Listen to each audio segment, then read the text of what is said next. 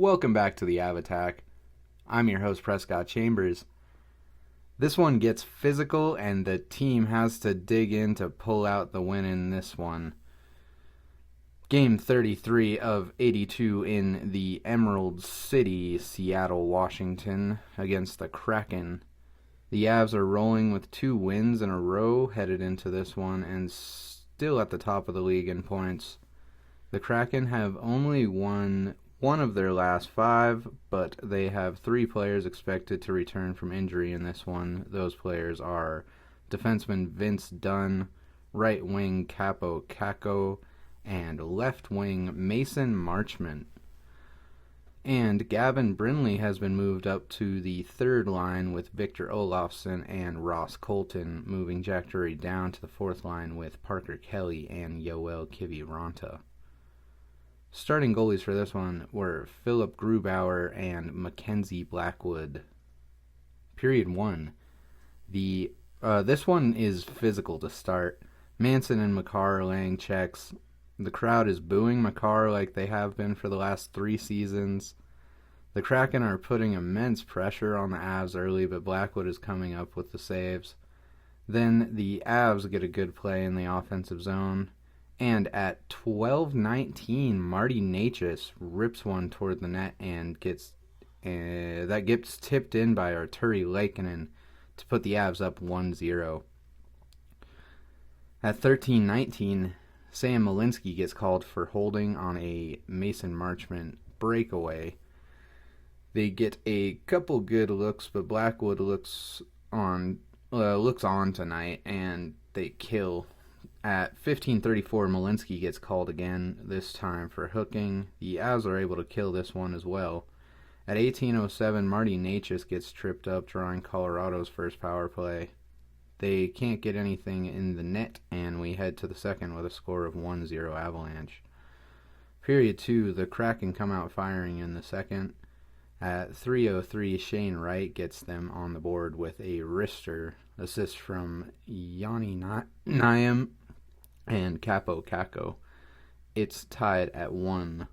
Then at 5:48, Jordan Eberle backhands one past Blackwood on a rebound with assists from Adam Larson and Matty Berniers to put the Kraken in the lead at 2-1.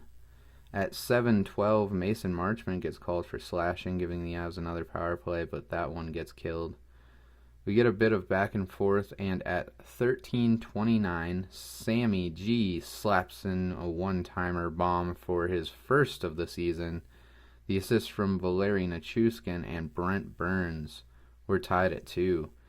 At 16:17, Marty Necas draws another tripping penalty for the Avs' third power play, but they just can't manage to get one past Grubauer. At 18:56, Ross Colton gets called for boarding on a collision that didn't really look like a check, but it was just more of like both dudes skating into the wall, and it was just they just got tied up and ran into each other. Not really a blatant check, but nonetheless, at 19:24 on the power play, Chandler Stevenson throws one towards the net that takes an unlucky bounce off of Brent Burns' skate and into the net. The assist from Eli Tovinen and Vince Dunn. And with that, the Avs head to the room to plan a third period comeback, as the score to end the second is 3-2 Kraken. Period 3, not long into this one, at 54 seconds in, Marchment tries to start something with Josh Manson, and Manson lays a couple good blows on Marchment. Brent Burns gets tied up with Brandon Montour. Manson gets a cut on his chin, and everyone gets 4-minute roughing penalties. The pace turns up after that, and at 2:40, Nathan McKinnon slaps one on net that goes off of Larson's butt and into the net to tie it up at 3. The assist from Cale Makar and Marty Necas. At 5:59, Yoel Kiviranta gets called for tripping, giving the Kraken another power play. Mackenzie Blackwood makes an insane save, but isn't able to cover it up. Manson ends up putting a glove on the puck, which gives Seattle a penalty shot. Eberle skates in and shoots it just wide of the post, and we continue on tied at 3. Then at 8:15, Vince Dunn trips up Landy, and the Avs go on the power play once again. And at 8:24, Brock Nelson puts one in on the doorstep with assists from Nathan McKinnon and Cale Makar, putting the Avs in the lead again at 4-3.